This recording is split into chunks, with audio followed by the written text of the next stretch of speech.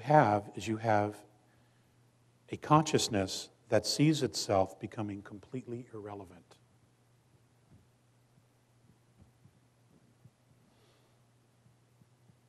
Which makes them unpredictable.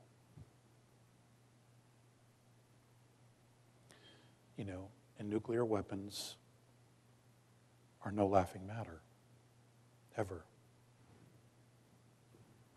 Okay? Now, there are extraterrestrial races, benevolent extraterrestrial races, having contact with some military sources on Earth from different countries. God, there is just so much going on.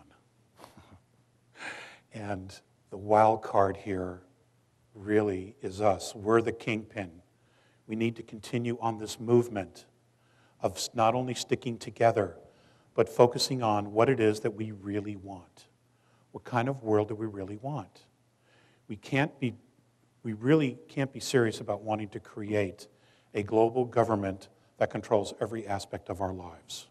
Look at what they've done with the world already. Why would we trust them with anything else? We can't. We simply can't, because they're not us. They see us as a natural resource. Therefore, we need to turn our focus completely away from them and create what we do want, so that their paradigm completely collapses on itself. And it needs to, because it isn't real. It's not us. It's all about them. Okay? So, what is it that we would want?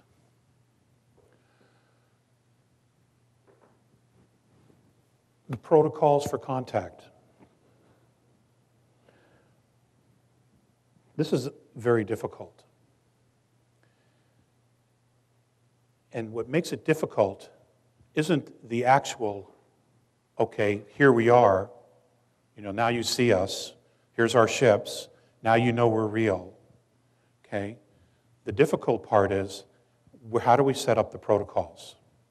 How do we approach them as an equal without worshiping them, because that will make them leave in a heartbeat? The benevolence, anyway, they're not into that. Okay? The regressives, they'd be more than happy to allow you to worship them, because we've got a history of that already. It's in the Bible, Old Testament, Egyptian books, Sumerian texts. Got plenty of history of that. Okay? That's never served us either. Begin within yourselves to begin visualizing what the protocols would look like. Now, in the last conversation that I had, I asked who would be the most likely people at the moment, the way things are now, that they would contact to begin a dialogue regarding mentorship. And the answer would probably surprise you. It definitely isn't the United States, okay? Even though we have probably the most advanced technology the world's known since Atlantis. It's the Japanese. It would be the Japanese government at this moment. Because of their prudence, because of their integrity, and because of their dedication to their own people. Now, that's something to think about, okay? This is a country that took 3 nuclear weapons, okay? And look at how far they've come. So, when will this happen? I'm not exactly sure. I do know that between now and the fall of this year, huge events are going to occur.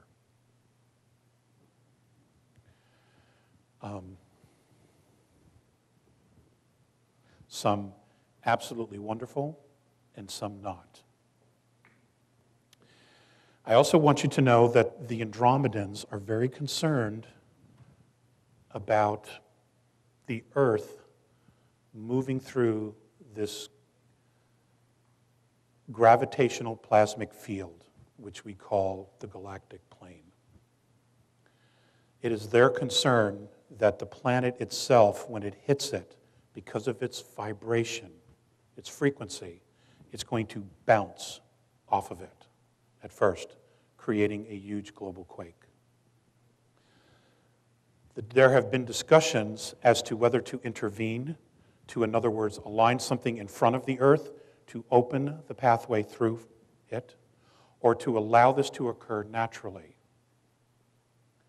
Now, the natural part is this.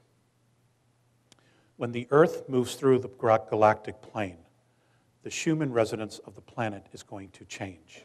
It is going to become much, much higher than what it is right now. All indigenous life on the planet will then have to change its harmonic frequency to match that of Earth. Many species will not be able to. A lot of human beings will not be able to. But those that do, it'll be a natural transition into what we know as fourth density, and in some respects, fifth density. Those kids that are coming in with 3 strands of DNA, they will be able to go between 4 and 5. They will be telling us, coming back and teaching us what's ahead of us. They will become the educators. Okay? Half of them are ETs anyway, who have volunteered to come into this place simply because none of our forefathers have ever experienced this before. So, I don't know if there'll be intervention on that or not. There will be earth changes, though. Okay? And I don't know at the moment, if that happens, where the safest place to be is. I don't know at this point. If I find out, I'll definitely let you know. Okay? But intuitively, you will get it. I'm sure you will get it, that you will be exactly where it is you're supposed to be. And you will know exactly what it is you're supposed to do. Okay? You have to know that, because that's what this is about. When we pass through this plane, we will become an agrarian society once again, which I thought was fascinating because Mr.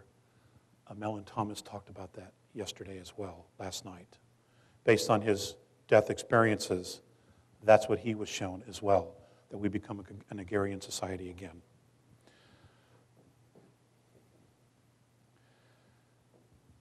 It's not to say manufacturing will go away, it won't, but we will not solely be on it. We will become indigenous people once again with the planet. I'm also told that many people, once we have passed through this transition, this change in frequency and harmonics, that many people will opt to go to different star systems and represent Earth, represent our civilization. Because there is a huge perk to being the only planetary society to actually go through such a shift as this. And the fact that we represent 22 different extraterrestrial races here genetically and are considered genetic royalty, that we will be invited to participate on levels absolutely unimagined to us at this point. Okay, we will become ambassadors. We will be teaching other societies basically what not to do.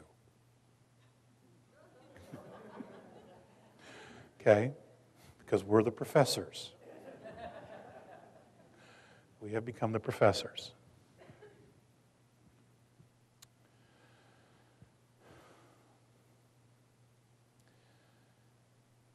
A gentleman, and I'm not sure if he's here, his name was Gilbert.